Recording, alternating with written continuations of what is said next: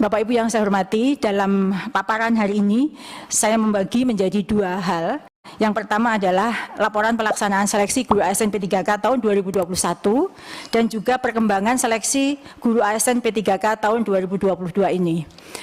Saya merasa perlu menyampaikan laporan 2021 karena masih ada sedikit permasalahan yang belum selesai, sehingga mohon bantuan Bapak Ibu untuk bisa menyelesaikan di daerah dapilnya masing-masing. Dalam paparan sudah kami lampirkan daerah-daerah mana saja yang masih menyisakan permasalahan terkait dengan seleksi tahun 2021. Sebagaimana ada di dalam paparan bahwa tahun 2021 kami ada berhasil menyeleksi 293.000 lebih guru dan menyisakan 193.000 lebih guru lulus passing grade namun tidak mendapatkan formasi. Di kotak tengah itulah yang menjadi fokus penyelesaian kita beserta seluruh formasi yang diajukan daerah pada tahun ini. Bapak Ibu yang saya hormati, di slide berikutnya, nah ini dari hasil seleksi tahun 2021, ada segelintir ya, sebenarnya itu tidak banyak, tapi ini menjadi perhatian kita bersama.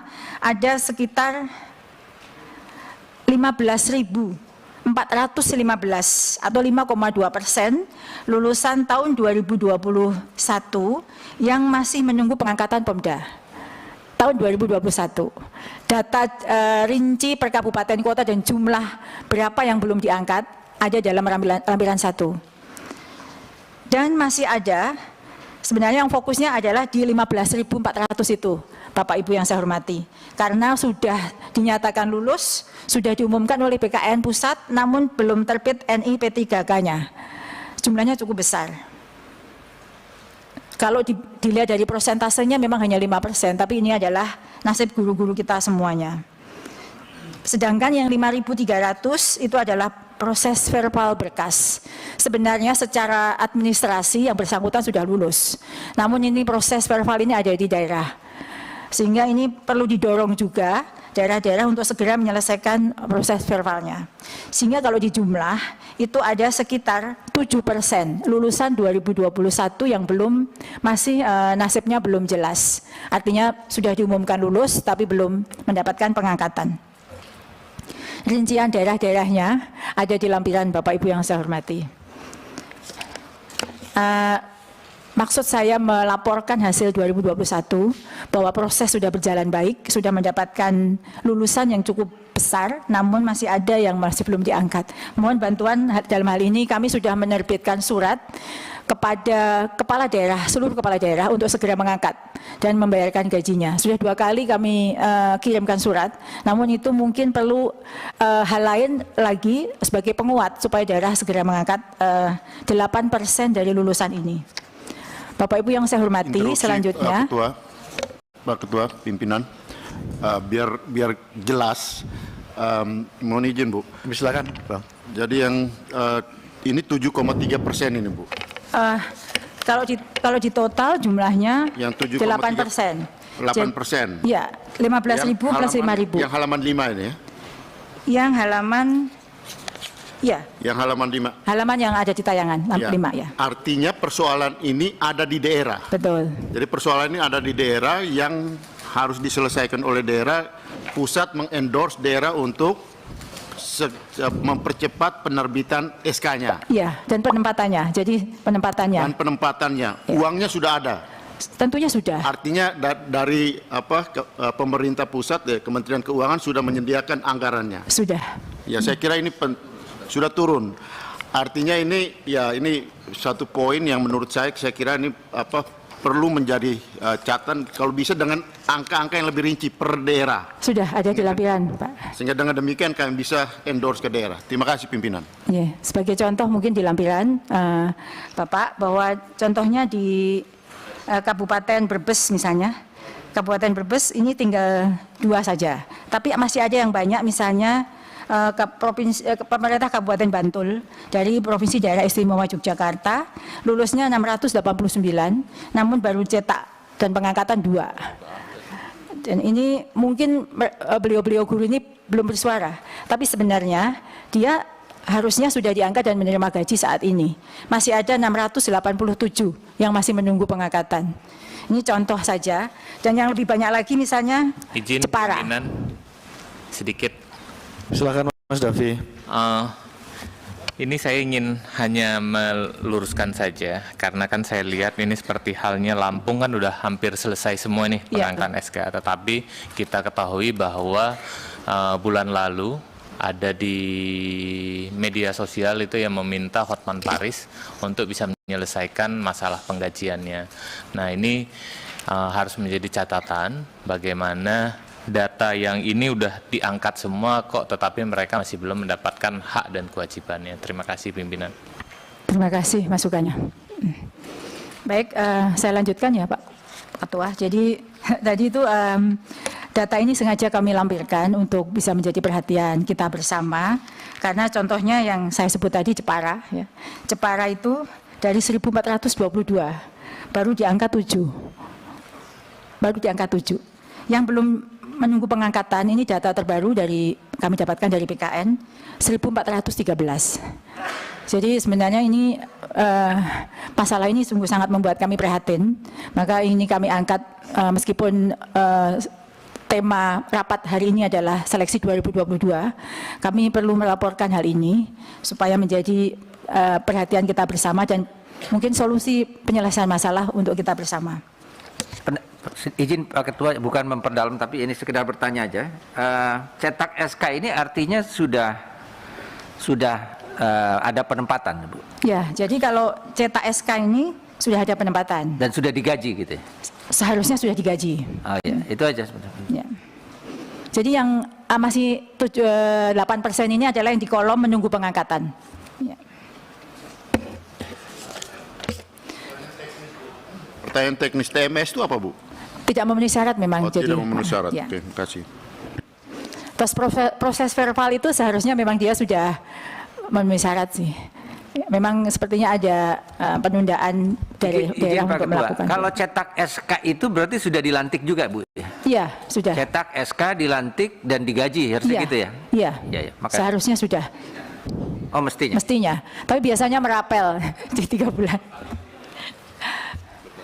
Bapak Ibu yang saya hormati, jika cetak SK itu sudah ada TMT-nya, terhitung masa tugasnya, meskipun belum digaji saat ini, Pemda akan menggajikan di 3 bulan berikutnya, karena proses validasi dan sinkronisasi dengan aplikasi di Kemendagri butuh waktu. Jadi kalau sudah cetak SK memang berarti sudah mendapatkan gaji per tanggal terhitung masa tugasnya. Baik, Bapak Ibu yang saya hormati, izin melanjutkan. Kami mau melaporkan terkait dengan perkembangan seleksi guru ASN P3K tahun 2022 yang memang sampai saat ini saya yakin Bapak Ibu semua mendapatkan tangisan emoji air mata dari seluruh guru. Dan emojinya itu sampai 10 gitu, saking nangisnya begitu. Kami juga prihatin dengan hal ini dan kami ingin memohon saran dari forum ini yang sangat mulia ini. Inilah yang sudah kami dapatkan dan upaya yang sudah kami lakukan sampai sejauh ini. Bapak Ibu yang saya hormati, untuk pemerintah daerah tahun 2022 ini memang baru mengajukan formasinya 40,9% dari total kebutuhan tahun 2022. Jadi menyambung dari poin ketiga tadi, Pak Pimpinan, kami juga sudah melakukan pembahasan terkait dengan hal itu. Bagaimana supaya formasi dan gaji sudah di-earmark dari pusat. Formasi ditentukan dan gajinya di-earmark juga. Ini sudah kami sampaikan usulannya dan Pak Menteri kami sedang melakukan upaya untuk membahas hal ini dan mencari payung hukumnya bahwa memang guru ASN P3K ini adalah milik Pemda, tapi bagaimana dalam hal penetapan formasinya agar kami bisa melakukan bersama dengan Panselnas. Nah, tahun ini dari 40,9%, Bapak Ibu yang saya hormati, ada di dalam Permen Pan RB yang menjadi rujukan pelaksanaan seleksi ASN P3K tahun 2022 ini, peserta itu dikelompokkan menjadi beberapa kriteria. P1 atau mereka yang pelamar prioritas 1 yang berasal dari THK 2, guru non-ASN di sekolah negeri, lulusan PPG maupun guru swasta yang sudah lolos passing grade tahun 2021. Sedangkan P2 itu adalah pelamar prioritas dari THK 2. Kalau tadi Pak Pimpinan menyampaikan prioritasnya adalah P1, P2, saya ingin menambahkan sampai P3, Pak. Karena P3 adalah pelamar prioritas yang berasal dari guru non-ASN di sekolah negeri yang sudah mengabdi terdaftar minimal 3 tahun. Jadi yang kemarin belum beruntung lulus. Mereka adalah guru-guru sama-sama dengan guru non-ASN yang ada di sekolah negeri yang sudah terbukti pengabdiannya minimal 3 tahun. Sedangkan P umum itu adalah pelamar umum yang berasal dari lulusan PPG dan pelamar yang belum terdaftar dan pelamar yang terdaftar di Dapodik kurang dari 3 tahun. Itu termasuk pelamar umum. Nah, dari berbagai kriteria peserta tadi, kami mendapatkan data sebenarnya kebutuhan seluruhnya itu adalah 781.000 lebih. Dari 781.000 ini, berdasarkan pemetaan data tim data kami, dari 193.000 itu, yang sesuai dengan kebutuhan adalah 161.000. Sedangkan kebutuhan untuk P2 sesuai dengan kebutuhan adalah 5.646 dan P3 adalah 363.184. Sedangkan P umum, pelamar umum itu kebutuhannya adalah 251.000 lebih. Dan Bapak Ibu yang saya hormati, kami melakukan rakor berkali-kali sampai per region untuk upaya peningkatan formasi agar bisa memenuhi 781.000. Namun sebelum rakor kami lakukan, usul dari seluruh Pemda itu adalah 131.000. Kemudian setelah kami melakukan pendekatan bersama dengan Panselnas, BKN dan Pan-RB, kami berhasil meningkatkan jumlah usulan menjadi 618 atau baru 40% dari semua kebutuhan. Dan Bapak Ibu yang saya hormati, kalau itu ada tanda centang dalam proses verifikasi, kami sampaikan bahwa sampai saat ini data itu masih bergerak, Pak. Banyak daerah yang kemudian menarik usulannya. Sebagai contoh, Kabupaten Brebes. Per tanggal 2 kemarin ada dalam data kami, Kabupaten Brebes sudah menarik usulan formasinya, padahal mereka sudah mendapatkan notifikasi beberapa yang sudah diterima, mendapatkan formasi. Nah, jika memang upaya yang sudah kami lakukan beberapa kali, namun terjadi permasalahan internal, maka Kabupaten Brebes menarik seluruh formasinya, itu ada 538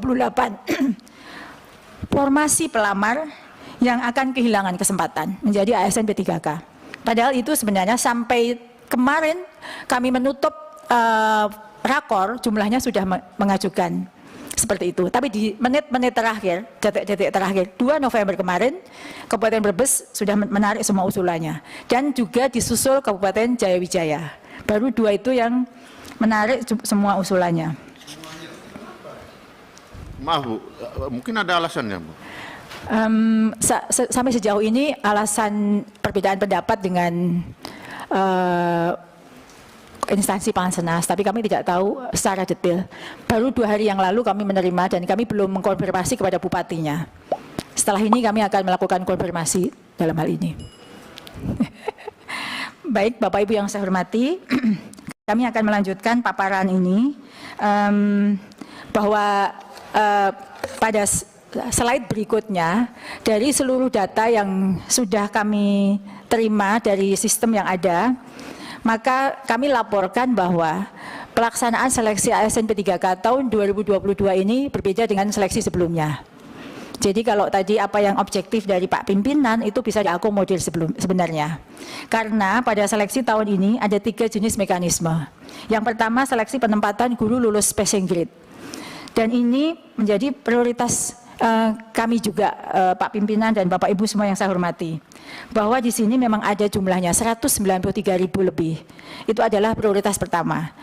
Yang termasuk dalam P1 seperti yang tadi sudah saya sampaikan adalah mereka yang sudah lolos PG baik THK 2, honorer sekolah negeri maupun swasta lulusan PPG yang sudah lolos PG.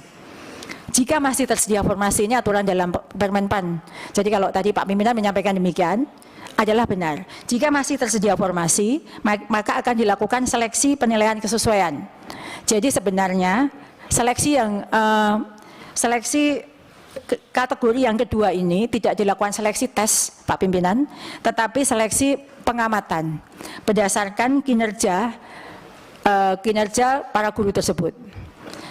Siapa yang bisa mengikuti ini adalah semua guru honorer di sekolah negeri yang terdaftar di Dapodik minimal 3 tahun dan guru THK 2. Jadi mereka pun juga perlu diperjuangkan karena mereka belum beruntung saja lulus dalam seleksi tahun 2021. Sedangkan jika masih tersedia formasi, baru melakukan seleksi tes dengan pola tes yang sama dengan tahun 2021. Jadi kami sampaikan semua jenis mekanisme ini tertuang dalam Permen RB nomor 20 tahun 2022. Dan kami berusaha untuk menaati Permenpan ini karena memang ada prioritas. Sebelum prioritas 1 selesai akan 2 dan seterusnya.